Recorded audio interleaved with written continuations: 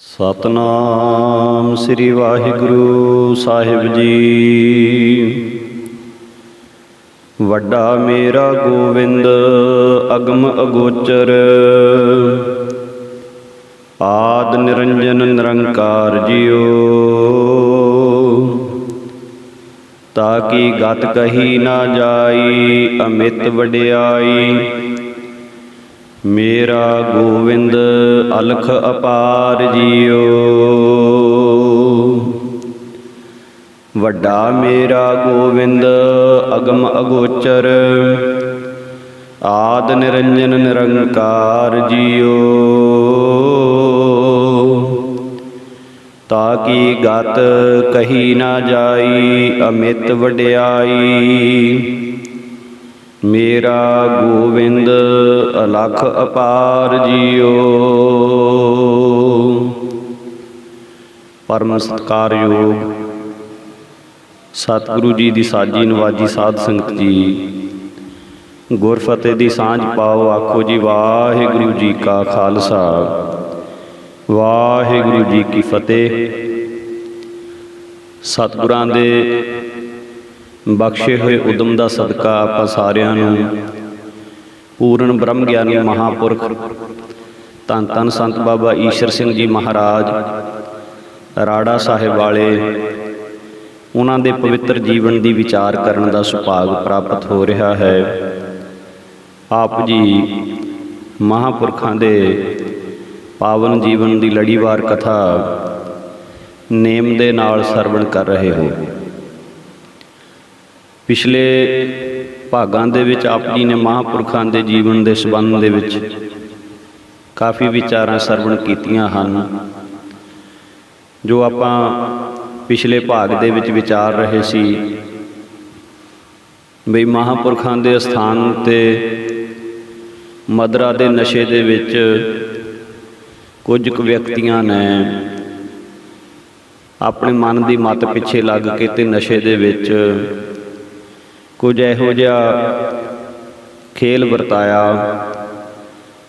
ਪਰ ਦਿਆਲੂ ਮਹਾਂਪੁਰਖਾਂ ਨੇ, ਕਿਰਪਾਲੂ ਮਹਾਂਪੁਰਖਾਂ ਨੇ ਆਪਣੇ ਸੁਭਾਅ ਅਨੁਸਾਰ ਬਹੁਤ ਸਹਿਜਤਾ ਦੇ ਵਿੱਚ, ਬੜੀ ਸ਼ਾਂਤੀ ਦੇ ਵਿੱਚ ਉਹਨਾਂ ਨੂੰ ਖਿਮਾ ਕਰਨੀ ਹੀ ਠੀਕ ਸਮਝੀ। ਸੰਤ ਜੀ ਮਹਾਰਾਜ ਨੇ ਆਖਿਆ ਵੀ ਸ਼ਰਾਬ ਪੀਣੀ ਛੱਡ ਦਿਓ।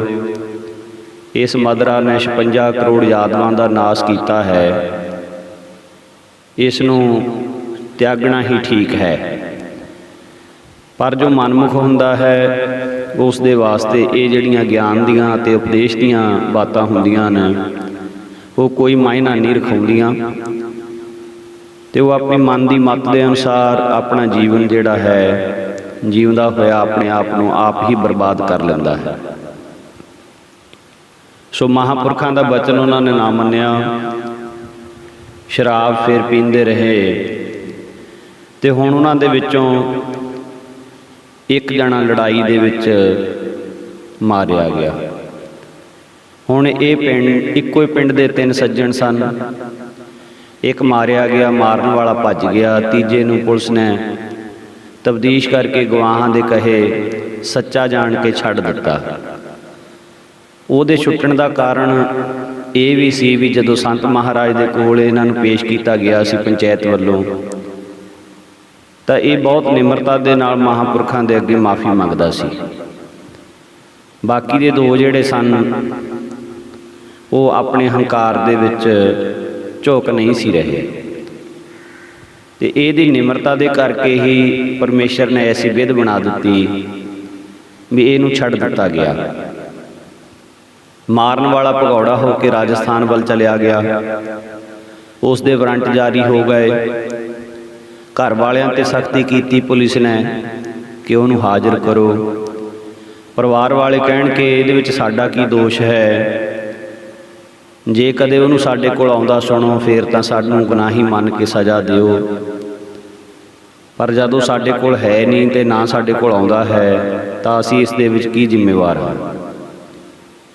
ਪਿੰਡ ਦੀ ਪੰਚਾਇਤ ਨੇ ਘਰਦਿਆਂ ਦੀ ਸਫਾਈ ਦਿੱਤੀ। ਘਰ ਵਾਲਿਆਂ ਉੱਪਰ ਸਖਤੀ ਹੋਣੀ ਹਟ ਗਈ, ਪਰ ਦੋਸ਼ੀ ਦੀ ਭਾਲ ਜਾਰੀ ਰਹੀ। इधरों वो खूनी 6 साल का लुकदा ही रहा, उन्होंने एक भी दिन टका दे नाल बैठना ना मिलिया। संत का निंदक महा हत्यारा, संत का निंदक परमेश्वर मारा वाली खेड वरतदी है। अखीर एक रात राजस्थान वालों अपने पिंड आया। बाहर कमादां दे विच लोक छिप के किसी बंदे दे हत्थ सुनेहा भेजिया कि संत महाराज दे श्रद्धालू अते मेरे मित्र सरदार सुहेल सिंह हौलदार नूं सद्या।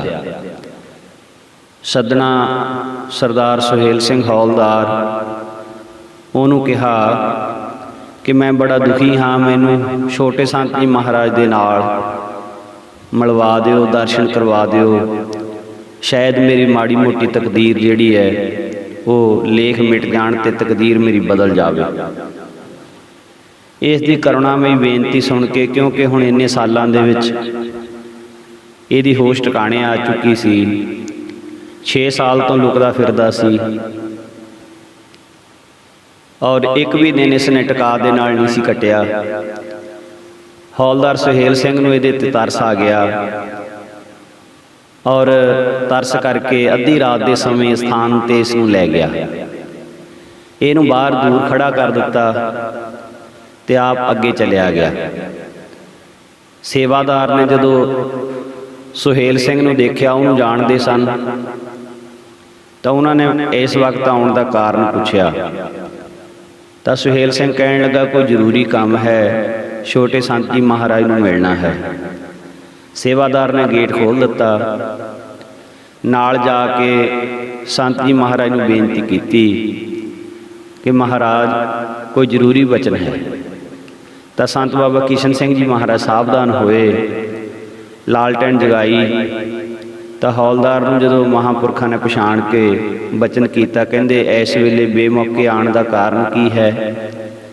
तो उन्हें मत्था टेक के महापुरुषों अगे अर्ज की, गरीब नवाज जी वो जिहड़ा महान दोषी इन्ने सालों का भज्या होया सी, वो आप जी के दर्शन करना चाहता है, आग्या कर दिओ। तो छोटे संत जी महाराज ने दयालु सुभाअ अनुसार वचन कर दिता, कहंदे सद लिया। हौलदार नूं तरस आया, उन्हें सिफारिश की, बेनती की, महाराज ये बड़ा बड़ा दोषी है जो हुण दोखी होया सरकार तो डरदा रात किते दिन किते भज्या फिरदा है। जिवें सुखमनी साहिब दे विच साधुआं नाल मत्था लाउण वाले, संतां नाल मत्था लाउण वालियां दी हालत दसी है। संत का निंदक राज ते हीन, संत का निंदक दुखिया अरदीन। कितने वचन साधुओं की निंदिया करने वाले ते मत्था लाउण वालियां वास्ते महाराज जी ने दर्ज कर दिते हैं। वो मानो सारियां सजावां ही हन जिहड़े रब दे प्यारिਆਂ नाल मत्था लाउंदे ने, उन्हां नूं सारियां सजावां ते सारे पाप जिहड़े हन लगदे हन। तो इस प्रकार हौलदार सुहेल सिंह ने बेनती की, महाराज आप जी तरस करो, आप जी दयालु हो। तो संत जी महाराज दया के घर में आके कहन लगे, इन्हें बहुत बड़ा गुनाह किया है, एक निर्दोष बंदे नूं मारिया। सो एक निर्दोष बंदे नूं मारना 100 गऊ के मारन के समान पाप लगता है। इस प्रकार शराब का पीना भी पाप है, होर भी सारे जिहड़े ने किसी नूं दुखी करना सब तो बड़ा पाप है। उपरंत महाराज जी ने कहा हुण अजे उसे पासे राजस्थान वाल जिधर रहिंदा सी उधर ही समा थोड़ा जिहा बतीत करे और रोजाना नितनेम करे।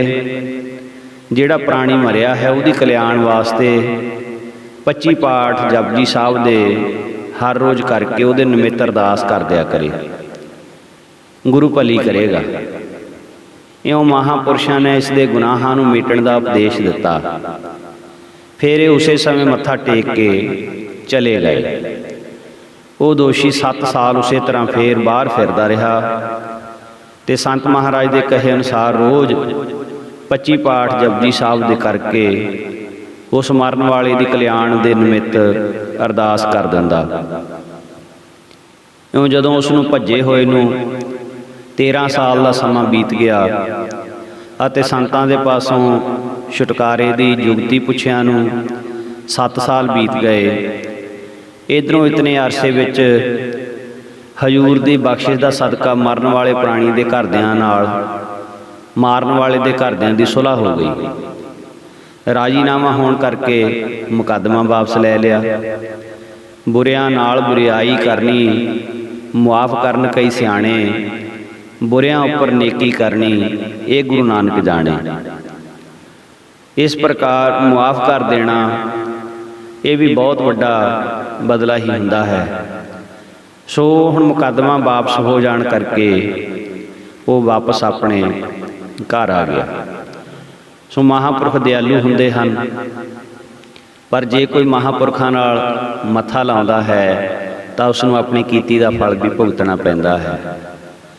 ਸੋ ਇਸੇ ਪ੍ਰਕਾਰ ਜ਼ਿਲ੍ਹਾ ਸੰਗਰੂਰ ਦੇ ਸੁਨਾਮ ਸ਼ਹਿਰ ਦੇ ਪਾਸ ਚੱਠੇ ਨਾਮ ਦੇ 2-3 ਨਗਰ ਹਨ, ਜਿਨ੍ਹਾਂ ਵਿੱਚੋਂ ਇੱਕ ਰੋਟੀ ਰਾਮ ਦੇ ਚੱਠਿਆਂ ਕਰਕੇ ਮਸ਼ਹੂਰ ਹੈ, ਕਿਉਂਕਿ ਕਿਸੇ ਸਮੇਂ ਇੱਥੇ ਇੱਕ ਪੂਰਨ ਬੀਤਰਾਗ ਮਹਾਂਪੁਰਸ਼ ਜੋ ਕੇਵਲ 8 ਪਹਿਰੀ ਇੱਕੋ ਵਾਰ ਭਿਖਿਆ ਨੂੰ ਜਾਂਦਾ ਸੀ, ਗ੍ਰਸਤੀ ਭਗਤ ਦੇ ਬੂਹੇ ਅੱਗੇ ਰੋਟੀ ਰਾਮ ਕਹਿ ਕੇ ਆਵਾਜ਼ ਦਿੰਦਾ ਸੀ।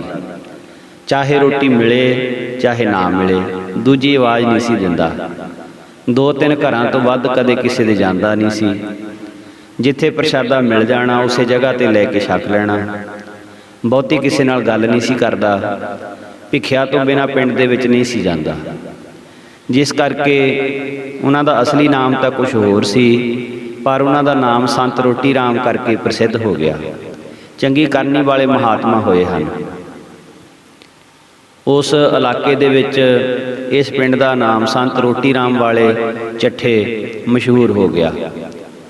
ਇੱਥੋਂ ਦਾ ਰਹਿਣ ਵਾਲਾ ਸੀ ਇੱਕ ਭਾਈ ਅਰਜਨ ਸਿੰਘ।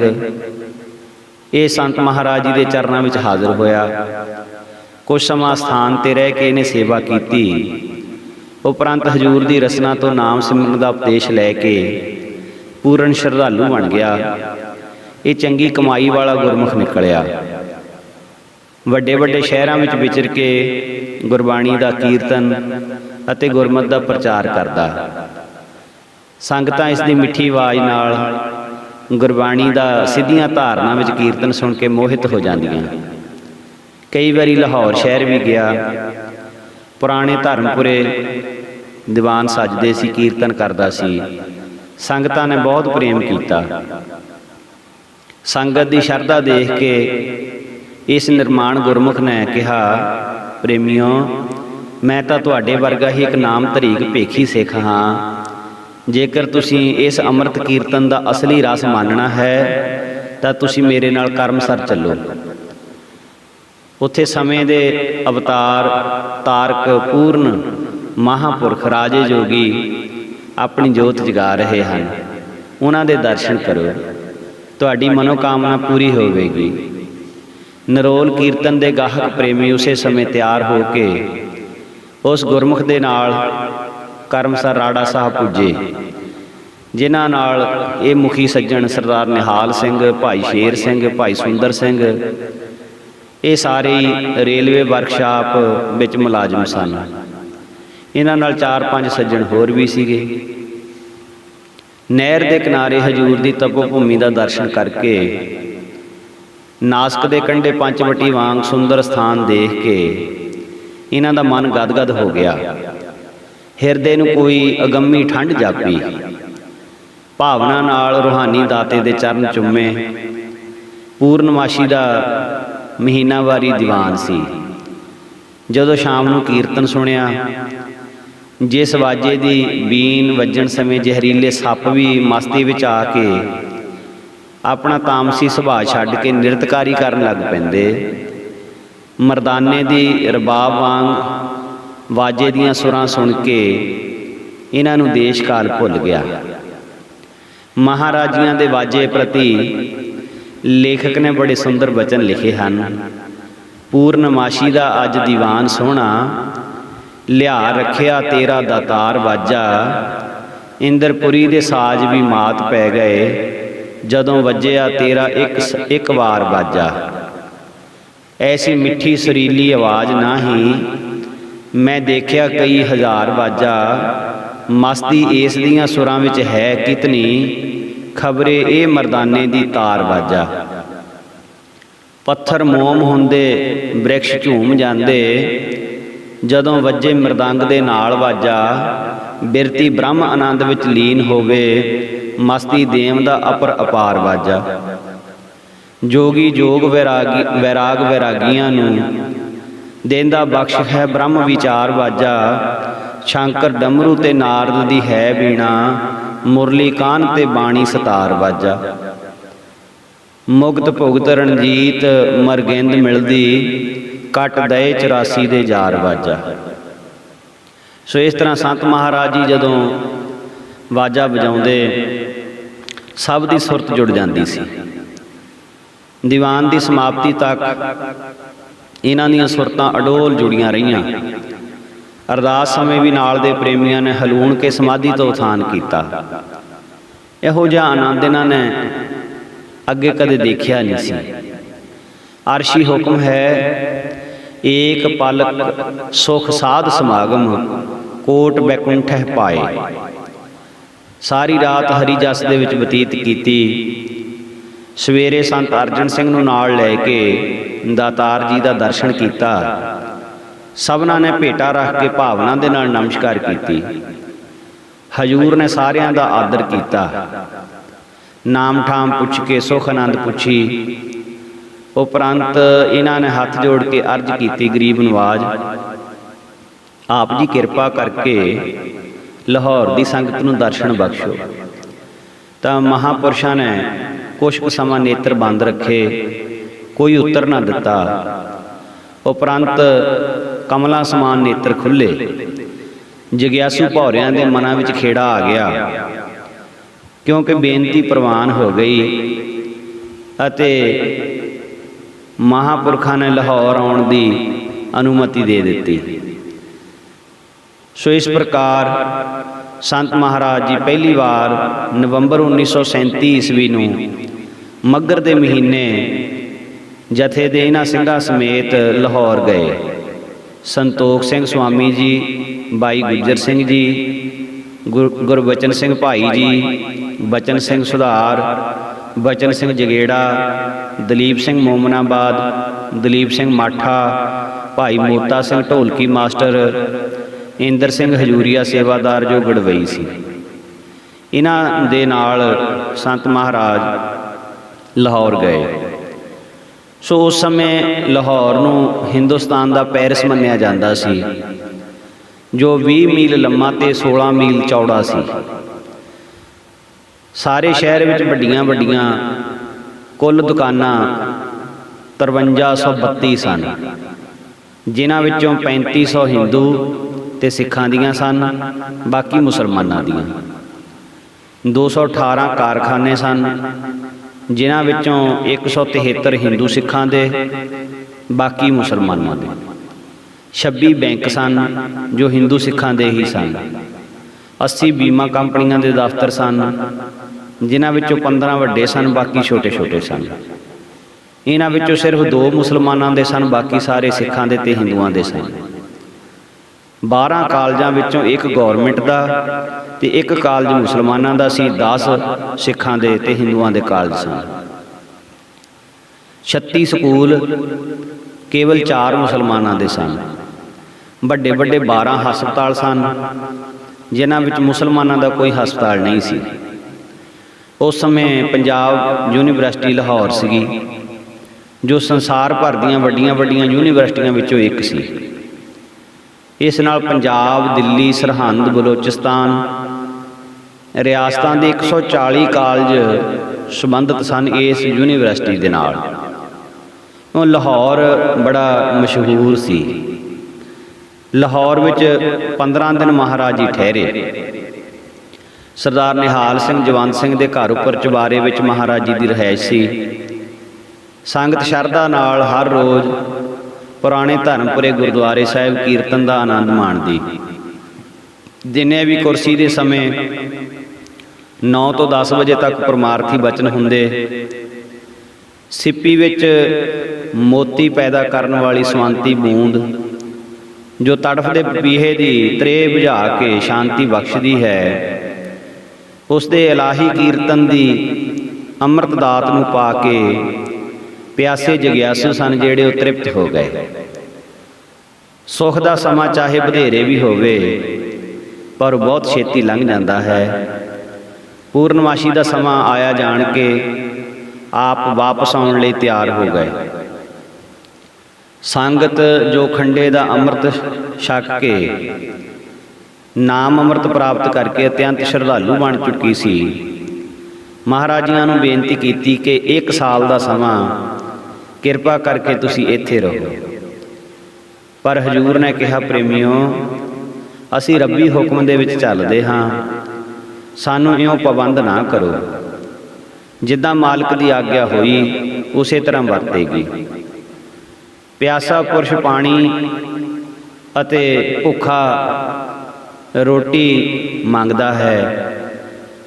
ਜੈਸੀ ਭੁੱਖੇ ਪ੍ਰੀਤ ਅਨਾਜ, ਤ੍ਰਿਖਾਵੰਤ ਜਲ ਸੇਤੀ ਕਾਜ। ਇਸੇ ਤਰ੍ਹਾਂ ਮਹਾਂਪੁਰਸ਼ਾਂ ਦਾ ਬਚਨ ਸੁਣ ਕੇ ਵੀ ਫੇਰ ਵੀ ਭਰੇ ਦੀਵਾਨ ਵਿੱਚ ਸਾਰਿਆਂ ਨੇ ਹੱਥ ਜੋੜ ਗਲ ਵਿੱਚ ਪੱਲੇ ਪਾ ਕੇ ਖੜੇ ਹੋ ਕੇ 6 ਮਹੀਨਿਆਂ ਦਾ ਸਮਾਂ ਮੰਗਣ ਵਾਸਤੇ ਬੇਨਤੀ ਕੀਤੀ। ਆਪ ਜੀ ਨੇ ਮਿਹਰਾਂ ਦੇ ਘਰ ਵਿੱਚ ਆ ਕੇ ਇਸੇ ਸਾਲ ਫੱਗਣ ਦੇ ਮਹੀਨੇ ਪਿੰਡਾਂ ਦਾ ਦੌਰਾ ਛੱਡ ਕੇ 2 ਮਹੀਨੇ ਲਾਹੌਰ ਸ਼ਹਿਰ ਨੂੰ ਫੇਰ ਬਖਸ਼ ਦਿੱਤੇ। ਆਪ 1938 ਈਸਵੀ ਫਰਵਰੀ ਦੇ ਮਹੀਨੇ ਫੇਰ ਦੁਬਾਰਾ ਲਾਹੌਰ ਆ ਗਏ। ਸਰਦਾਰ ਨਿਹਾਲ ਸਿੰਘ ਦੇ ਘਰ ਰਿਹਾਇਸ਼ ਰੱਖੀ। ਕੀਰਤਨ ਪਹਿਲੇ ਵਾਲੀ ਜਗ੍ਹਾ ਪੁਰਾਣੇ ਧਰਮਪੁਰੇ ਦੇ ਗੁਰਦੁਆਰੇ ਸਾਹਿਬ ਹੀ ਹੁੰਦਾ ਰਿਹਾ। ਜਦੋਂ ਆਪ ਪਹਿਲੀ ਵਾਰ 1937 ਈਸਵੀ ਵਿੱਚ ਆਏ ਸਨ ਤਾਂ ਉਸ ਸਮੇਂ ਸਰਦਾਰ ਸੁੰਦਰ ਸਿੰਘ ਨੇ ਮਹਾਰਾਜ ਜੀਆਂ ਦੇ ਚਰਨਾਂ ਵਿੱਚ ਹਾਜ਼ਰ ਹੋ ਕੇ ਅਰਜ਼ ਕੀਤੀ ਸੀ ਕਿ ਮਹਾਰਾਜ, ਘਰ ਵਿੱਚ ਅਜੇ ਤੱਕ ਕੋਈ ਪੁੱਤਰ ਨਹੀਂ ਹੋਇਆ। ਹੁਣ ਕੁਝ ਸਮੇਂ ਤੱਕ ਬੱਚੇ ਨੇ ਜਨਮ ਲੈਣਾ ਹੈ। ਆਪ ਜੀ ਬਖਸ਼ਿਸ਼ ਕਰੋ ਕਿ ਲੜਕਾ ਹੀ ਹੋਵੇ, ਤਾਂ ਕਿ ਇਸ ਖੁਸ਼ੀਆਂ ਭਰੇ ਸਮੇਂ ਮੈਂ ਹਜ਼ੂਰ ਦੇ ਜਥੇ ਪਾਸੋਂ ਅਖੰਡ ਪਾਠ ਕਰਵਾਵਾਂ। ਤਾਂ ਸੰਤ ਮਹਾਰਾਜ ਬੋਲੇ, ਪ੍ਰੇਮੀਆਂ, ਸ਼ਰਧਾ ਰੱਖ, ਗੁਰੂ ਨਾਨਕ ਭਲੀ ਕਰਨਗੇ। ਸੰਤ ਜੀ ਮਹਾਰਾਜ ਦੇ ਗਿਆ 1938 ਈਸਵੀ ਮਾਰਚ ਦੇ ਮਹੀਨੇ ਲੜਕੇ ਨੇ ਜਨਮ ਲਿਆ। ਪਰਿਵਾਰ ਵਿੱਚ ਬੜੀਆਂ ਖੁਸ਼ੀਆਂ ਹੋਈਆਂ। ਸੰਤ ਜੀ ਮਹਾਰਾਜ ਦੀ ਆਗਿਆ ਅਨੁਸਾਰ ਘਰ ਵਿੱਚ ਅਖੰਡ ਪਾਠ ਕਰਵਾ ਕੇ ਸਾਰੇ ਜਥੇ ਨੂੰ ਵਸਤਰ ਵੀ ਭੇਟਾ ਕੀਤੇ। ਅਰਦਾਸ ਉਪਰੰਤ ਸਤਿਗੁਰਾਂ ਦੇ ਮਹਾਂਵਾਕ ਤੋਂ ਬੱਚੇ ਦਾ ਨਾਮ ਥੰਮਨ ਸਿੰਘ ਮਹਾਰਾਜੀਆਂ ਦੀ ਰਸਨਾ ਤੋਂ ਰਖਵਾਇਆ। ਫਿਰ ਤਾਂ ਹੋਰ ਵੀ ਸੰਗਤ ਨੂੰ ਬੜੀ ਸ਼ਰਧਾ ਵੱਧ ਗਈ। ਉਸ ਸਮੇਂ ਸਰਦਾਰ ਭਗਵਾਨ ਸਿੰਘ ਨੇ ਅਰਜ਼ ਕੀਤੀ, ਗਰੀਬ ਨਵਾਜ, ਆਪ ਦਾਸ ਤੇ ਵੀ ਕਿਰਪਾ ਕਰੋ। ਹਜ਼ੂਰ ਦੇ ਮੁਬਾਰਕ ਬਚਨਾਂ ਸਦਕਾ ਘਰ ਵਿੱਚ ਲੜਕੇ ਦਾ ਜਨਮ ਹੋਵੇ। ਤਾਂ ਸੰਤ ਮਹਾਰਾਜੀਆਂ ਨੇ ਉਸ ਨੂੰ ਬਚਨ ਕੀਤਾ, ਤੂੰ ਆਪਣੇ ਘਰ ਵਿੱਚ ਪੁਰਾਤਨ ਪੂਰਨ ਮਰਿਆਦਾ ਅਨੁਸਾਰ ਅਖੰਡ ਪਾਠ ਕਰਵਾ, ਜਿਹਦੇ ਵਿੱਚ ਪਾਠੀ ਸਿੰਘ ਇੱਕ ਦੂਜੇ ਨਾਲ ਗੱਲ ਨਹੀਂ ਕਰ ਸਕਦੇ, ਮੌਨ ਰੱਖਦੇ ਹਨ। ਜੇ ਇਸ ਤਰ੍ਹਾਂ ਦੇ ਨਾਲ ਤੇਰੇ ਘਰ ਵਿਧੀ ਅਨੁਸਾਰ ਅਖੰਡ ਪਾਠ ਸਾਹਿਬ ਹੋ ਜਾਏਗਾ ਤਾਂ ਗੁਰੂ ਜ਼ਰੂਰ ਭਲੀ ਕਰੇਗਾ। ਤਾਂ ਇਸ ਨੇ ਬੇਨਤੀ ਕੀਤੀ, ਮਹਾਰਾਜ, ਉਹ ਪੂਰਨ ਵਿਧੀ ਕਿਰਪਾ ਕਰਕੇ ਸਮਝਾਉਣੀ ਕਰੋ। ਹਜ਼ੂਰ ਕਹਿਣ ਲੱਗੇ, ਕਿਸੇ ਕਾਰਜ ਦੀ ਸਿੱਧੀ ਲਈ ਇਹ ਪਾਠ ਕਾਫੀ ਸੰਜਮ ਦੇ ਨਾਲ ਕਰਨਾ ਪੈਂਦਾ ਹੈ। ਮੌਨ ਪਾਠ ਦੀ ਫਿਰ ਵਿਧੀ ਸਮਝਾਉਣੀ ਕੀਤੀ।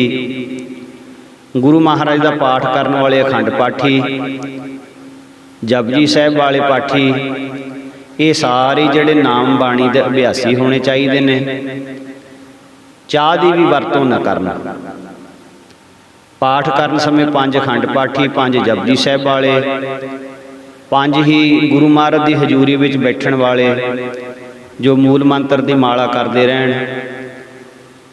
ਦੋ ਲਾਂਗਰੀ ਜੋ ਨਾਮ ਬਾਣੀ ਦੇ ਪ੍ਰੇਮੀ ਹੋਵਣ ਤੇ ਆਪ ਪਾਠੀਆਂ ਵਾਸਤੇ ਚੌਲਾਂ ਮੂੰਗੀ ਦੀ ਖਿਚੜੀ ਬਣਾਉਣ। ਲੰਗਰ ਵਿੱਚ ਪਿਆਜ਼ ਦੀ ਵੀ ਵਰਤੋਂ ਨਹੀਂ ਕੀਤੀ ਜਾਵੇ। ਪਾਠੀ ਜਿਹੜੇ ਹਨ ਭੂਮੀ ਆਸਣ ਰੱਖ ਕੇ ਸੰਜਮ ਦੇ ਨਾਲ ਇੱਕੋ ਜਗ੍ਹਾ ਰਹਿਣ।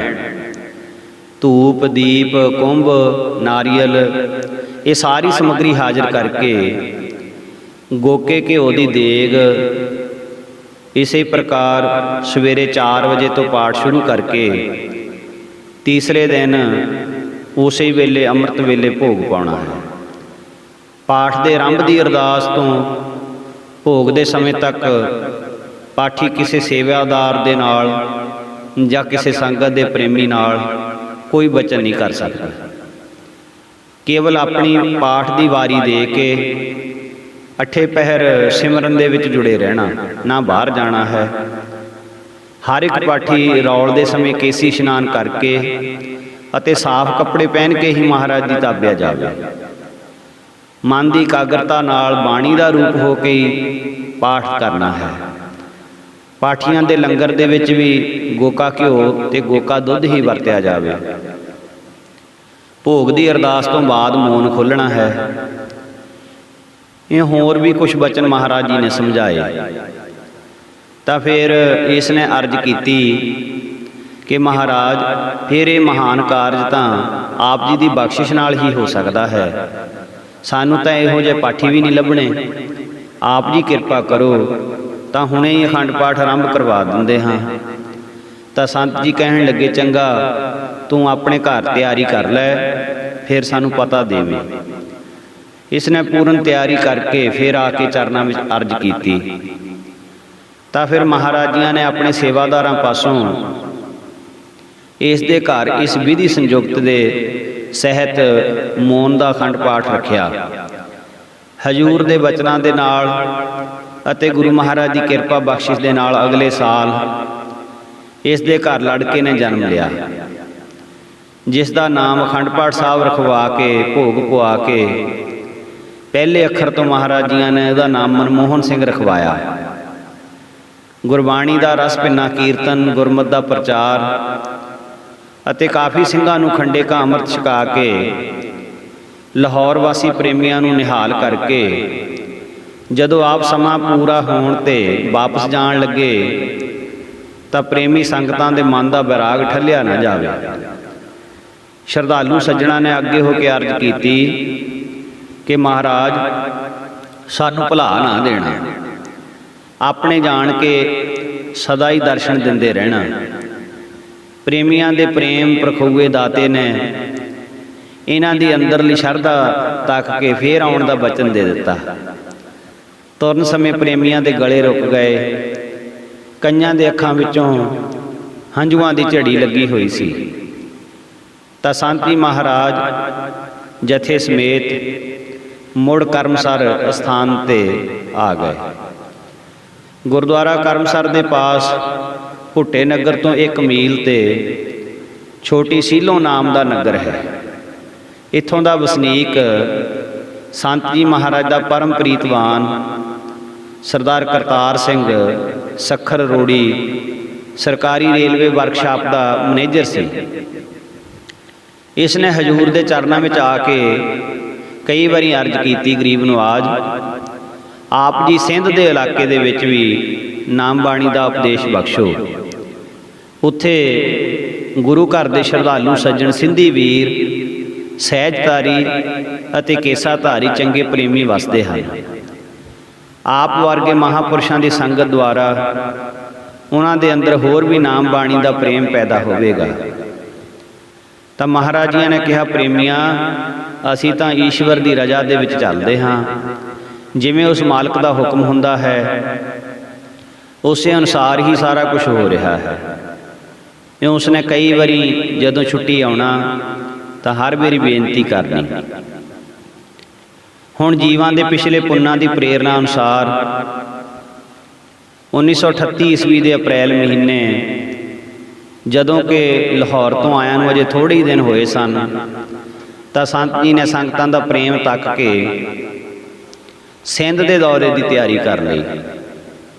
उस समय महाराजियां दे नाल ये सेवादार भाई इंदर सिंह, भाई बचन सिंह, सो बचन सिंह जगेड़ा, दलीप सिंह मोमनाबाद, मेवा सिंह कुब्बे, साधू सिंह किला हांस, बाबा जीवन सिंह मस्तूआणा, सरदार बरियाम सिंह धमोट, दलीप सिंह माठा पिंड समरावां, सो होर भी कई गुरमुख सज्जण गए। साथियां समेत गड्डी च सवार हो के सब तो पहला लाहौर पुजे। इत्थे अंतिम सवासां ते सरदार मित सिंह दे घरों धन्नी नाम की एक माई, जिसका मस्तानी करके नाम मशहूर सी, ये दर्शनां लई उड़ीक रही सी।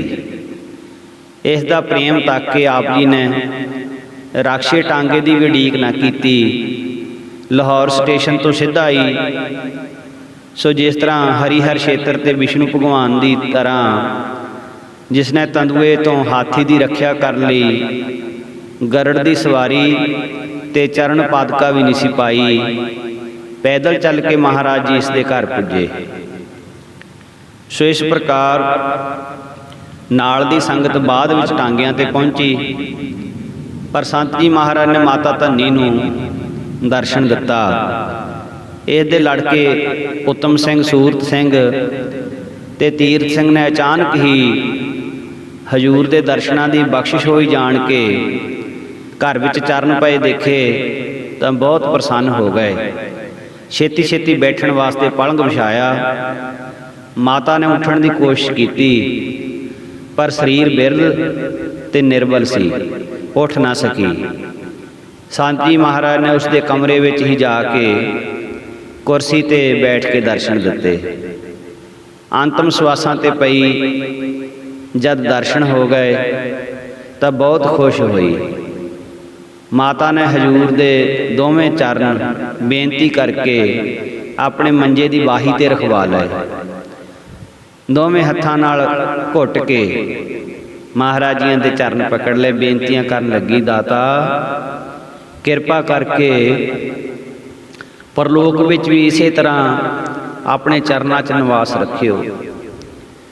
जिवें आप जी ने महान किरपा की है, मेरे अंतिम समय मैनूं दर्शन बख्शे हैं, इसे तरह अगे भी बांह फड़ी रखियो।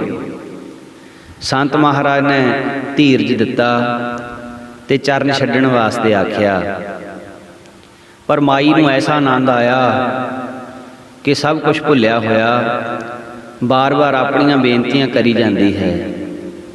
नाल खड़े एक प्रेमी ने जो लाहौर दा वासी ते इन्हां दे शरीके विचों सी, जरा गर्म हो के कहा, माई सुनदी क्यों नहीं? महाराजियां दे चरण छड़ दे, तू अपनियां ही मारी जाती है। ये गल सुन के माण नाल कहा, काका तैनू की, मैं अपने गुरु दे चरण फड़े हैं, मैं मंगती हाँ ते ये मेरे दाता हैं, भंडारी हैं। मंगती दा काम है मंगना, दाता बेशक झिड़के मारी जावे, तैनू की। तां हजूर मुस्करा पए। वो प्रेम ते शरदा दे बंधनां दे विच बझे बैठे रहे। माई ने रज रज के दितार किया, मन की सदर पूरी हो गई। मसां चरण छड्डे, आप जी समेत जथे दे वड्डे स्टेशन ते आए अते गड्डी विच बैठ गए। इधरों माता दे शरीर का अंत समा नज़दीक सी ते माता शाम नूं ही गुरपुरी प्याना कर गई। तो इस तरह महापुरख जिहड़े हुंदे ने वो बचनां दे बली ते श्रद्धालुआं दी शरधा पूरी करन वाले। जिवें भाई गुरदास जी लिखते हैं, गोविंद भाव भगत दा भुखा, जिन्हां दी भावना हुंदी है, जिन्हां दा प्रेम हुंदा है। जिवें महाराज उन्हां दी भावना पूरी करते हैं, इसी तरह महाराज विच अभेद हो चुके महापुरख वो भी अपने प्यारिਆਂ ਦੀ भावना पूरी करते हैं। सो इस तरह सिंध जाके संत महाराज करतार सिंह की कोठी सरकारी बंगले दे विच जथे समेत उन्होंने रहायश रखी। ਇੱਥੇ ਹਜੂਰ ਨੇ 18 ਦਿਨਾਂ ਦਾ ਸਮਾਂ ਰਹਿ ਕੇ ਨਾਮ ਬਾਣੀ ਦਾ ਪ੍ਰਚਾਰ ਕੀਤਾ। ਸਿੰਘ ਸਭਾ ਗੁਰਦੁਆਰੇ ਅਤੇ ਸਹਿਜਧਾਰੀ ਵੀਰ ਸਿੰਘਾਂ ਦਾ ਗੁਰਦੁਆਰਾ, ਉੱਥੇ ਵੀ ਕੀਰਤਨ ਕੀਤਾ।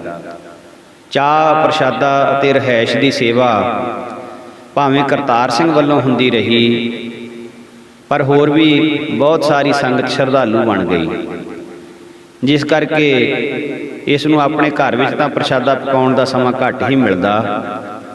ਸੁਬਾਹ ਸ਼ਾਮ 2 ਵੇਲੇ ਪ੍ਰਸ਼ਾਦਾ ਅਤੇ ਚਾਹ ਸੰਗਤ ਹੀ ਲੈ ਕੇ ਆ ਜਾਂਦੀ। ਸੰਗਤ ਨੇ ਸਮਾਂ ਵੰਡ ਲਿਆ। ਇਉਂ ਆਪ ਜੀ ਨੇ ਇੱਥੇ ਰਹਿੰਦਿਆਂ ਜਦੋਂ 10 ਦਿਨ ਬਤੀਤ ਕੀਤੇ, ਸੋ ਮਹਾਰਾਜ ਜਥੇ ਸਮੇਤ ਰੋਜ਼ ਹੀ ਸਵੇਰੇ ਸੈਰ ਕਰਨ ਬਾਹਰ ਜਾਇਆ ਕਰਦੇ ਸੀ। ਇੱਕ ਦਿਨ ਚਾਹ ਪਾਣੀ ਛਕਣ ਤੋਂ ਬਾਅਦ ਸਵੇਰੇ ਹੀ ਮਹਾਂਪੁਰਖਾਂ ਨੂੰ ਕਿਸੇ ਨੇ ਯਾਦ ਕੀਤਾ ਤੇ ਅੰਦਰ ਖਿੱਚ ਪਾਈ। ਆਪ ਜੀ ਸਾਰੇ ਸਿੰਘਾਂ ਨੂੰ ਨਾਲ ਲੈ ਕੇ ਨਹਿਰ ਦੇ ਕੰਢੇ ਕੰਢੇ ਬਾਹਰ ਨੂੰ ਚੱਲ ਪਏ। ਇੱਥੇ 7 ਦਰਿਆ ਇਕੱਠੇ ਹੁੰਦੇ ਹਨ, ਫਿਰ ਸਾਰੇ ਇੱਕ ਹੋ ਕੇ ਅੱਗੇ ਚੱਲਦੇ ਹਨ। ਸਤਲੁਜ, ਬਿਆਸ, ਰਾਵੀ, ਚਨਾਬ, ਜੇਹਲਮ, ਸਿੰਧ ਤੇ ਅਟਕ, ਇਹ ਸਾਰੇ ਮਿਲ ਕੇ ਅਟਕ ਦਰਿਆ ਇਕੱਠਾ ਅਖਵਾਉਂਦਾ ਹੈ। ਭਾਵੇਂ ਇਹ ਅਟਕ ਵਿੱਚ ਆ ਕੇ ਮਿਲਦੇ ਹਨ। 1.5 ਮੀਲ ਚੌੜਾ ਵੱਡਾ ਕੈਂਚੀਆਂ ਦਾ ਪੁਲ ਹੈ, ਜਿਸ ਦੇ 70 ਦਰਵਾਜ਼ੇ ਹਨ ਜੋ ਬਿਜਲੀ ਨਾਲ ਖੁੱਲ੍ਹਦੇ ਹਨ। ਸੋ ਇਸ ਹੈੱਡ ਤੋਂ 7 ਨਹਿਰਾਂ ਨਿਕਲਦੀਆਂ ਹਨ ਜੋ ਅੱਡ-ਅੱਡ ਇਲਾਕਿਆਂ ਨੂੰ ਤਰ ਕਰਦੀਆਂ ਹਨ।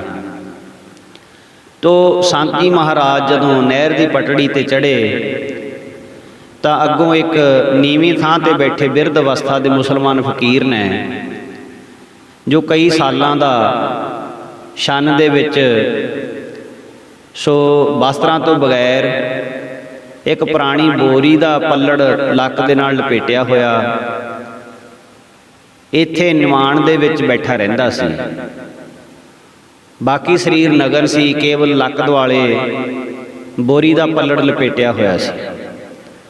ਮਿੱਟੀ ਦਾ ਟੁੱਟਿਆ ਹੋਇਆ ਪਿਆਲਾ ਤੇ ਫੁੱਟਿਆ ਹੋਇਆ ਜਰਖਾਦਾ ਟੀਨ ਦਾ ਪੁਰਾਣਾ ਡੱਬਾ, ਬਸ ਇਹੀ ਇਸ ਦੀ ਜਾਇਦਾਦ ਸੀ। ਚੰਗੀ ਕਮਾਈ ਵਾਲਾ ਮਹਾਂਪੁਰਸ਼ ਸੀ। ਸੰਤ ਜੀ ਮਹਾਰਾਜ ਨੂੰ ਆਉਂਦਿਆਂ ਦੇਖ ਕੇ ਨਹਿਰ ਦੀ ਪਟੜੀ ਦਾ ਰਸਤਾ ਰੋਕ ਲਿਆ। ਜਦੋਂ ਹਜੂਰ ਪਾਸ ਪੁੱਜੇ ਤਾਂ ਇਹ ਮਸਤਾਨਾ ਫਕੀਰ ਦੌੜ ਕੇ ਮਹਾਂਪੁਰਸ਼ਾਂ ਨੂੰ ਜੱਫੀ ਪਾ ਕੇ ਮਿਲਿਆ।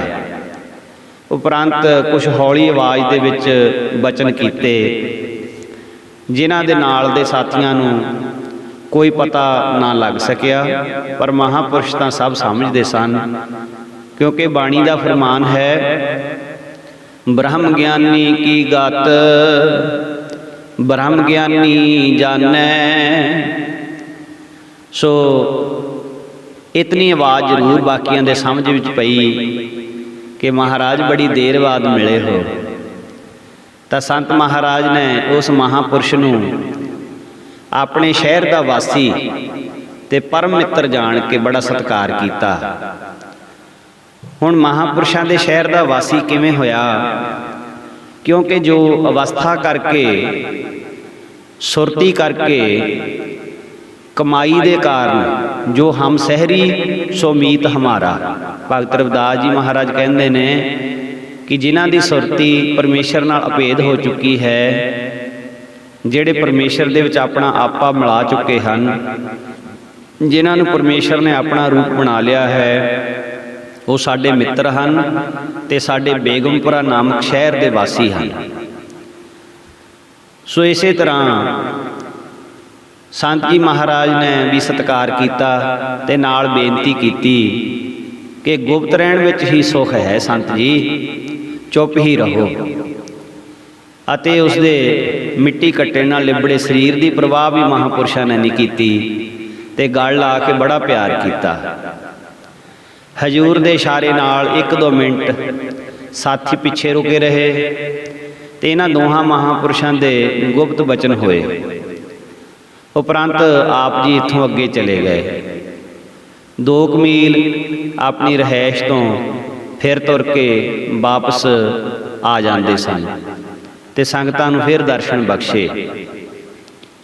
ਜਦੋਂ ਆਪ ਆਪਣੇ ਸਥਾਨ ਤੇ ਇਕਾਂਤ ਵਿੱਚ ਆ ਕੇ ਸਜ ਗਏ ਤਾਂ ਨਾਲ ਰਹਿਣ ਵਾਲੇ ਖਾਸ ਪ੍ਰੇਮੀਆਂ ਨੇ ਬੇਨਤੀ ਕੀਤੀ, ਗਰੀਬ ਨਵਾਜ਼ ਜੀ, ਉਹ ਮੁਸਲਮਾਨ ਫਕੀਰ ਕੌਣ ਸੀ? ਇਸ ਦੇ ਬਚਨਾਂ ਦੀ ਤਾਂ ਸਾਨੂੰ ਸਮਝ ਨਹੀਂ ਆਈ। ਕਹਿੰਦੇ ਹਨ ਹੋਰਨਾਂ ਨੂੰ ਤਾਂ ਇਹ ਇੱਟਾਂ ਬੱਟੇ ਮਾਰਦਾ ਹੈ, ਪਰ ਆਪ ਜੀ ਦੇ ਨਾਲ ਇਹ ਗਲੇ ਮਿਲ ਕੇ ਪਿਆਰ ਕੀਤਾ, ਬੜਾ ਹਿੱਤ ਕੀਤਾ ਹੈ। ਤਾਂ ਹਜ਼ੂਰ ਮਹਾਰਾਜ ਕਹਿਣ ਲੱਗੇ, ਕਹਿੰਦੇ ਸੰਤ 3 ਤਰ੍ਹਾਂ ਦੇ ਹੁੰਦੇ ਹਨ, ਦਾਨੇ, ਦੀਵਾਨੇ, ਮਸਤਾਨੇ। ਅਨੇਕ ਪ੍ਰਕਾਰ ਕਰਕੇ ਮਹਾਂਪੁਰਖ ਵੱਖੋ ਵੱਖਰੀ ਕਿਰਿਆ ਰੱਖਦੇ ਹਨ।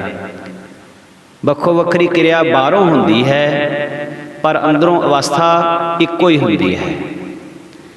ਗਿਆਨਵਾਨਾਂ ਦੀ ਜਿਹੜੀ ਪਰਾਲਬਧ ਸਰੀਰ ਕਿਰਿਆ, ਜਿਹੜੀ ਪਰਾਲਬਧ ਅਨੁਸਾਰ ਕਿਰਿਆ ਵੱਖ-ਵੱਖ ਹੋ ਸਕਦੀ ਹੈ, ਪਰ ਅੰਦਰੋਂ ਅਵਸਥਾ ਇੱਕ ਹੁੰਦੀ ਹੈ। ਪੰਡਤ ਗੁਲਾਬ ਸਿੰਘ ਜੀ ਨੇ ਲਿਖਿਆ ਹੈ, ਇੱਕ ਰਾਜ ਕਰੇ ਗਜ ਬਾਜ ਚੜੇ, ਇੱਕ ਭੂਦਰ ਪੈਰਨ ਆਪ ਚੱਲੇ ਹੈ। एक मोन भजे भव मंडल में, एक ईश्वर को उर जाप जपे हैं। एक जाए पहारन जोग करे, एक भोग करे घर माहे रमे हैं। करुणा रस पूरन एक रहे, एक बीर रसे अर संग लरे हैं। भाव के वखो वखरी बाहरी क्रिया, पर अंदरों एक रस है। कृष्ण जी भोगी सन, सुखदेव मुनि जी त्यागी होए हन, रामचंद्र जी ते जनक जी राजा होए हन, वशिष्ठ जी कर्मकांडी होए हन, पर ज्ञान सबनां दे विच इक्को जिहा सी। सो इस प्रकार वो जिहो जिहा भी रूप बना लैण बाहरों, पर हैण वो मुक्त रूप ही। ਗਿਆਨਵਾਨ ਸਾਧੂ ਦੀ ਜਾਤੀ ਵੱਲ ਨਾ ਤੱਕੋ, ਸ਼ਰਧਾ ਰੱਖ ਕੇ ਉਸ ਤੋਂ ਲਾਭ ਪ੍ਰਾਪਤ ਕਰੋ। ਸੋ ਇਸ ਪ੍ਰਕਾਰ ਮਹਾਂਪੁਰਖਾਂ ਨੇ ਸੰਤਾਂ ਦੇ ਪ੍ਰਤੀ, ਗਿਆਨਵਾਨਾਂ ਦੇ ਪ੍ਰਤੀ ਐਸੇ ਬਚਨ ਕੀਤੇ। ਸੋ ਪਹਿਲਾਂ 1 ਹਫ਼ਤਾ ਸਿੰਘ ਸਭਾ ਗੁਰਦੁਆਰੇ ਕੀਰਤਨ ਹੋਇਆ। ਇੱਥੇ ਹਜ਼ੂਰ ਦੇ ਜਾਣ ਤੋਂ ਪਹਿਲਾਂ 2 ਪਾਰਟੀਆਂ ਸਨ, ਜਿਨ੍ਹਾਂ ਦਾ ਆਪਸ ਵਿੱਚ ਕਾਫੀ ਵਿਰੋਧ ਸੀ। ਹਰੇਕ ਆਪੋ ਆਪਣੀ ਚੌਧਰ ਕਰਨੀ ਚਾਹੁੰਦਾ ਸੀ। ਪਿੱਛੇ ਰਹਿ ਕੇ ਸੇਵਾ ਕਰਨੀ ਕੋਈ ਵੀ ਪਸੰਦ ਨਹੀਂ ਸੀ ਕਰਦਾ। ਸਿਆਣੇ ਕਹਿੰਦੇ ਹਨ, ਮਸਜਿਦ ਤੋਂ ਬਣਾ ਦੀ ਪਲ ਭਰ ਮੇਂ, ਇਮਾਂ ਕੀ ਹਰਾਰਤ ਵਾਲੋਂ ਨੇ, मन तो अपना पुराना पापी है, 100 वर्षों से नमाजी हो ना सका। ਜਿਹੜੇ ਪ੍ਰੇਮੀ ਸੰਤ ਜੀ ਮਹਾਰਾਜ ਨੂੰ ਮਗਾਉਣ ਦੇ ਹੱਕ ਵਿੱਚ ਸਨ, ਉਹਨਾਂ ਤੋਂ ਉਲਟ ਦੂਜੀ ਪਾਰਟੀ ਦੇ ਸੱਜਣ ਪਹਿਲੇ ਦਿਨ ਤਾਂ ਦੀਵਾਨ ਦੇ ਅੰਦਰ ਕੀਰਤਨ ਸੁਣਨ ਹੀ ਨਾ ਆਏ, ਪਰ ਜਦੋਂ ਬਾਹਰੋਂ ਵੀ ਦਰਸ਼ਨ ਕਰਕੇ ਸਿੱਧੀਆਂ ਧਾਰਨਾ ਦਾ ਕੀਰਤਨ ਸੁਣਿਆ ਤਾਂ ਇਤਨੇ ਪ੍ਰਸੰਨ ਹੋਏ ਕਿ ਉਹਨਾਂ ਨੇ ਹੀ ਸੇਵਾ ਦੀ ਸਾਰੀ ਜ਼ਿੰਮੇਵਾਰੀ ਆਪ ਸੰਭਾਲ ਲਈ।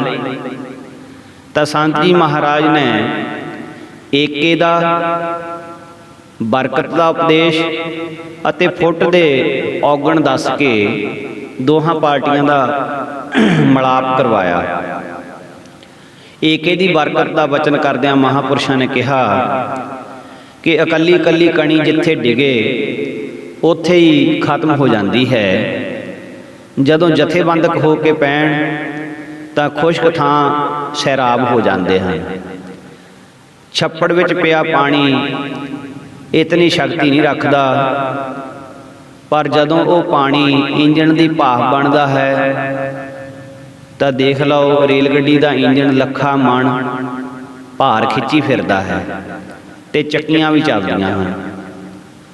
ਇਕੱਲੇ ਇਕੱਲੇ ਫੁੱਲ ਨੂੰ ਇੱਕੋ ਵਾਰ ਸੁੰਘ ਧਰਤੀ ਤੇ ਲਤਾੜਿਆ ਜਾਂਦਾ ਹੈ, ਪਰ ਜਦੋਂ ਉਹੋ ਹੀ ਫੁੱਲ ਮਾਲਾ ਬਣ ਕੇ ਪ੍ਰੀਤਮ ਦੇ ਗਲੇ ਦਾ ਸ਼ਿੰਗਾਰ ਬਣ ਜਾਂਦੀ ਹੈ।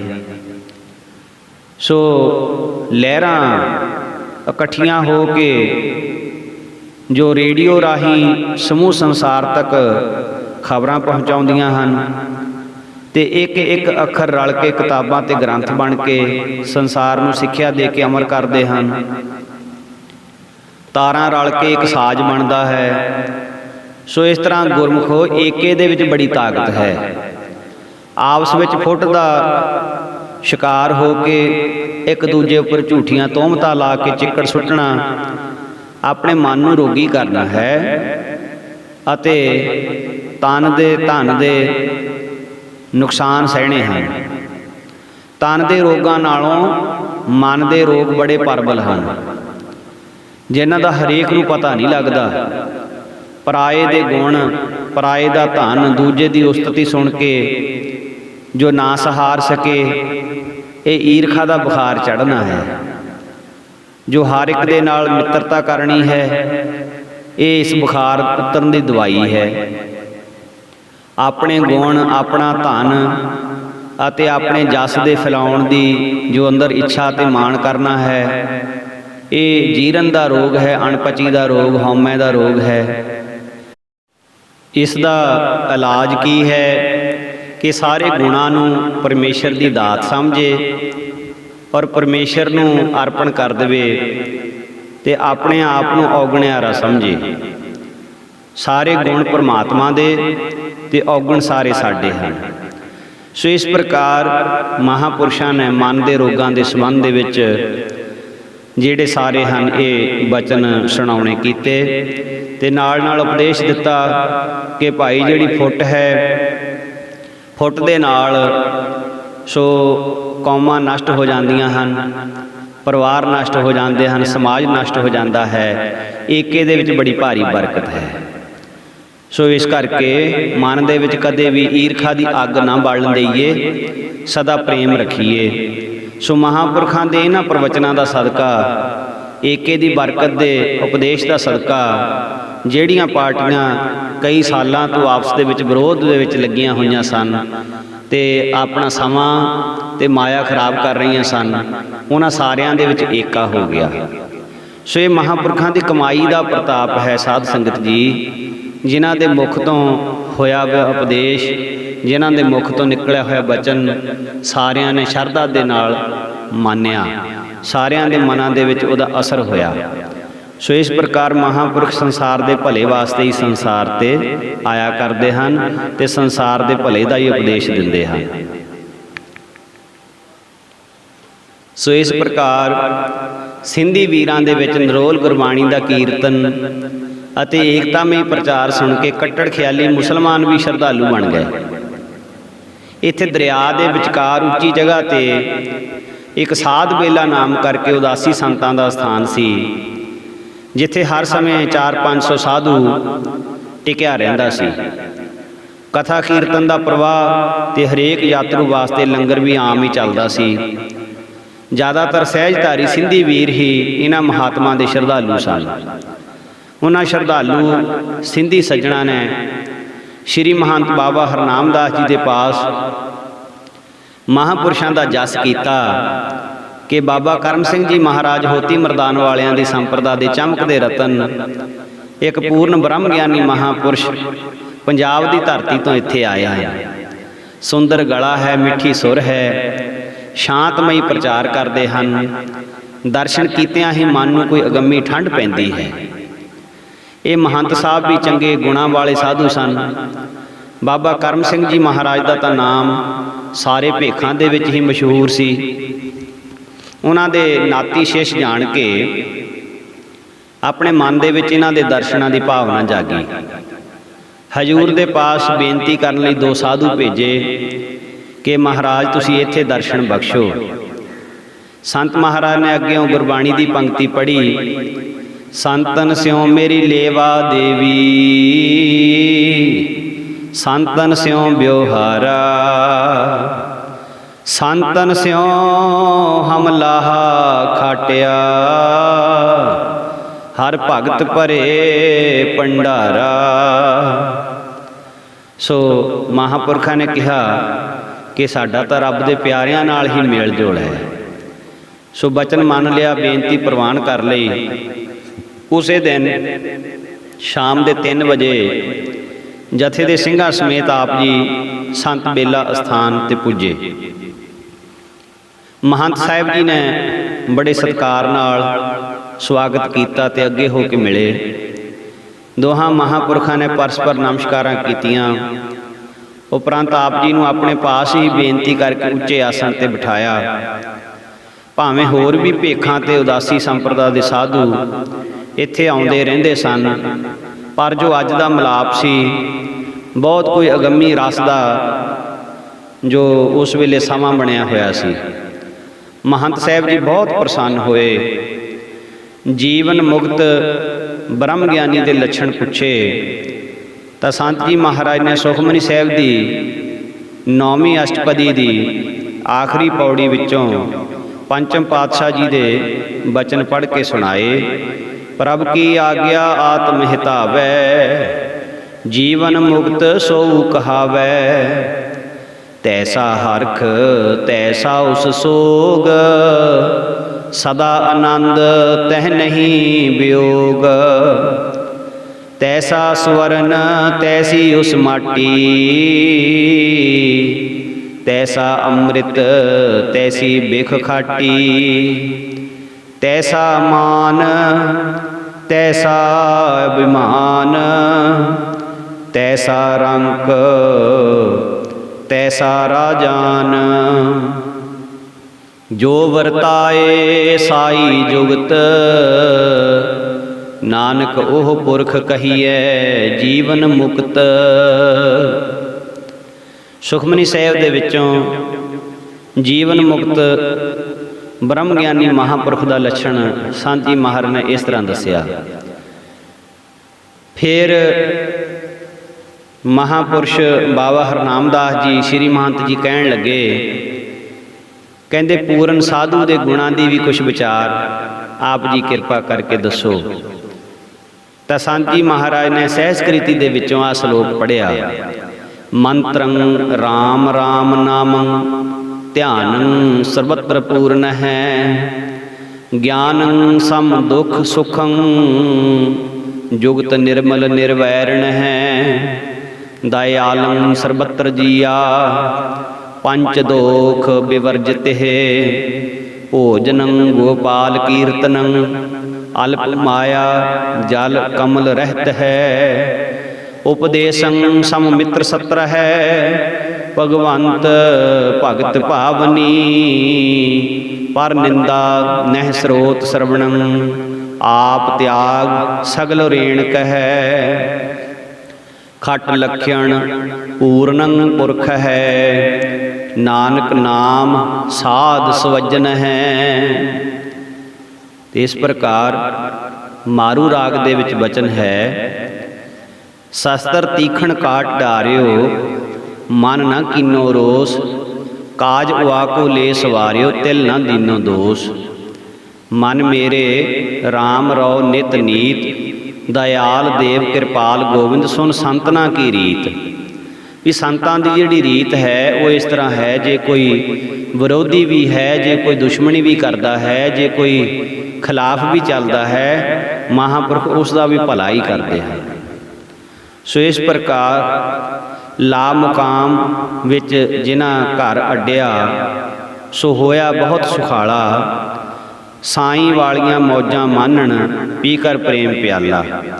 ਸੱਚਾ ਤਖਤ ਪਾਤਸ਼ਾਹ ਵੀ ਸੱਚਾ, ਸੱਚੀ ਉਮਤ ਵਾਲਾ। ਚੂੜ ਅੰਮ੍ਰਿਤ ਰਹਿਮਤ ਸੋਈ, ਜਾ ਲੱਥਾ ਨੁਕਤਾ ਕਾਲਾ।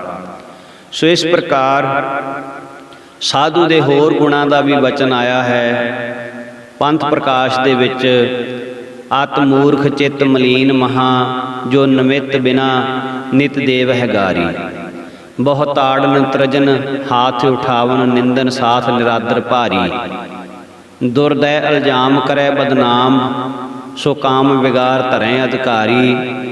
ਸੋ ਕਾਮ ਵਿਗਾਰ ਧਰੈ ਅਪਕਾਰੀ, ਨਹਿ ਕ੍ਰੋਧ ਫੁਰੈ ਤਿਨ ਪੈ ਜਿਹ ਕੋ। ਵਹਿ ਸਾਧ ਸਹੀ ਦ੍ਰਿੜ ਰੂਪ ਮੁਰਾਰੀ। ਸੋ ਐਸੇ ਸਾਧੂ ਮਹਾਰਾਜ ਦੇ ਪਿਆਰੇ ਗਿਆਨੀ ਗਿਆਨ ਸਿੰਘ ਜੀ ਪੰਥ ਪ੍ਰਕਾਸ਼ ਵਿੱਚ ਹੋਰ ਲਿਖਦੇ ਨੇ, ਘਰ ਰਾਜ ਸਮਾਜ ਦਰਾਜ ਮਹਾ, ਗਜ ਬਾਜ ਨ ਲਾਜ ਕਿਸੂ ਕੀ ਧਰੈ ਹੈ। ਮਾਤ ਪਿਤਾ ਸੁਤ ਬੰਧ ਹਿਤੂ, ਬਨਤਾ ਜਨਤਾ ਸੁਖਦਾਇਕ ਵੈ ਹੈ। ਦੇਹ ਅਰੋਗ ਸਵਰੂਪਵਤੀ, कह लो बरनो हित होए जिन मैं है सब नास भये न जये जिह किंचित मोह सो साध सही सरत कह है। सो भाव साधु मोह तो इस तरह के नाल निर्लेप हुंदा है, जो भी कोल संपदा है सारा कुछ नाश भी हो जावे तो महापुरख कदे भी उहदा हरख नहीं करता। इशारे मात्र विचार सुन के महंत साहब ते होर संत मंडली दे मनां ते बड़ा चंगा असर होया। सूझ वाले महंत जी दे सो उस वेले चेहरे ते बड़ी लाली और बहुत प्यार झलक रहा सी। महापुरखां दे बचनां दी मिठास अते दर्शनां दे प्रभाव तो जान लिया कि ये पूर्ण अवस्था नूं प्राप्त हो चुके महापुरख हन। फिर कुछ जगियासुआं साधुआं ने बेनती की, महाराज साडे ते भी किरपा करके पवित्र उपदेश बख्शो। तो हजूर महाराज कहन लगे, सारे धार्मिक ग्रंथां अते संत पुरुषां दा यही सिद्धांत है कि साधु कदे भी अपने मन का वसाह ना करे। सब तो औखा मन का वसीकार करना है। ये जितना प्रपंच दृष्टि आ रहा है ये सब मन की कल्पना है। गुरु कृपा बिना मन अपने चंचल सुभाव का त्याग नहीं करता। सो महापुरुषो संसार के सुखां नूं पिठ दे के जंगल बेलियां दे विच बैठना तां ही सफला है जे असली शत्रु मन का वसीकार हो जावे, नहीं तो इहदा कीता होया सारा जप तप जिहड़ा है वो निष्फल ही चलिया जाता है जे मन वस विच नहीं है। इस प्रकार के पवित्र वचन सुन के सारी संत मंडली वाह वाह कर उठी। उपरंत हजूर ने महंत साहब तो आग्या मंगी तो बाबा हरनामदास जी ने मिश्री का थाल, बदाम, इलायचियाँ, एक दस्तारा ते कुछ माया भेटा की। संत जी ने केवल सिरों पाव अंगीकार किया, होर सारा समान 101 रुपया अपने कोलों उपर रख के वापस कर दिता। इतनी उदारता देख के उन्हां दे मनां पर होर भी वधेरे असर होया ते महाराज आप अपने स्थान ते वापस आ गए। विसाखी का गुरपुरब मना के फिर संत जी महाराज पंजाब नूं वापस आ गए। संत जी महाराज 14-15 विसाख के करीब करमसर पुजे सन। पहला वांगू स्थान ते रौनकां आ गईयां, दूरों दूरों प्रेमी दर्शनां नूं आउंदे। दोवें समय कथा कीर्तन गुरु का लंगर उसे तरह। संत जी महाराज छोटे जिम्मेवारी पहले ही निभा रहे। हुण कुछ नवें कमरे होर भी बन गए। संत जी महाराज की रहायश वास्ते भोरा जो कि 1938 ईस्वी चेत के महीने शुरू होया सी, उसकी हेठली छत तैयार हो गई। पर आप जी अजे छपरियां विच ही निवास रखते सन। भावें आप जी नूं आया अजे थोड़ा ही समा होया, पर फिर भी लाहौर वासी प्रेमियों का मन दर्शनां वास्ते काला पै गया। बहुत सारे श्रद्धालु थोड़े समय तो बाद ही फिर करमसर पुज गए ते लाहौर चरण पाउण वास्ते फिर बेनती करन लगे। इन्हां दे प्रेम की खिच कारण 1939 ईस्वी नूं फरवरी के महीने फिर महाराज लाहौर चले गए। सो इस तरह के नाल रहायश खुली जगह तंबू लगा के की। महाराज जियां ने आप जी दे हिरदे अंदर हर समय वैराग की रौ जारी रहिंदी। सो इस प्रकार कीर्तन गुरुद्वारे साहब ही हुंदा। हुण आप जी 15 दिन ठहरे, अमृत प्रचार भी होया। वापस जाण समय प्रेमियों ने फिर मुड़ के आउण दा वचन करवा लिया। चौथी बार 2 महीनों वास्ते 1939 ईस्वी सितंबर के महीने विच आए। सो इस प्रकार महापुरखां दे नाल लाहौर की संगत का बहुत ज़्यादा प्रेम सी। सो इस तो अगली जिहड़ी विचार है हुण आपां अगले भाग दे विच महाराज जियां दी किरपा सदका करांगे। गरीब नवाज किरपा करन आपां सारिआं नूं सतपुरुषां दे पावन जीवन दे विचों ये विचारां करन दा जो सुभाग सतगुरां ने बख्शिश कीता है, महापुरखां दे पावन उपदेश विचों आपां भी अपने जीवन दे विच कुछ कमाई कर सकीए तां कि साडा भी भला हो जावे। ਆਪ ਜੀ ਸਾਰੀਆਂ ਸੰਗਤਾਂ ਦਾ ਧੰਨਵਾਦ ਹੈ ਜੋ ਆਪ ਜੀ ਇਤਨੇ ਪ੍ਰੇਮ ਦੇ ਨਾਲ ਮਹਾਂਪੁਰਖਾਂ ਦੀ ਜੀਵਨ ਕਥਾ ਸਰਵਣ ਕਰ ਰਹੇ ਹੋ।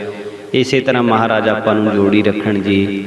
ਮਹਾਰਾਜ ਸੱਚੇ ਪਾਤਸ਼ਾਹ ਜੀ ਦੇ ਚਰਨਾਂ ਤੇ ਨਮਸਕਾਰ ਕਰਦੇ ਹੋਏ ਗੁਰਫਤਿਹ ਬੁਲਾਓ। ਵਾਹਿਗੁਰੂ ਜੀ ਕਾ ਖਾਲਸਾ, ਵਾਹਿਗੁਰੂ ਜੀ ਕੀ ਫਤਿਹ।